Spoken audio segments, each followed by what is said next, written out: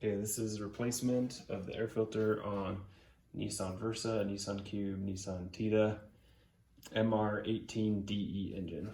Actually one of the most straightforward air filters you'll ever see. You push down on these side tabs, that comes out. There's a handy tray that holds your air filter. You'll see these little tabs. Those tabs line up with inside. And then remove the air filter from the tray. Put your new air filter nice and clean in the tray. Put those two tabs back down where you found them, and as you put the lid on, it'll force this up and create a seal. It's a nice seal for your air going through.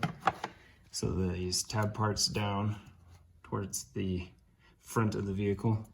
Put the lid back on, and you're done.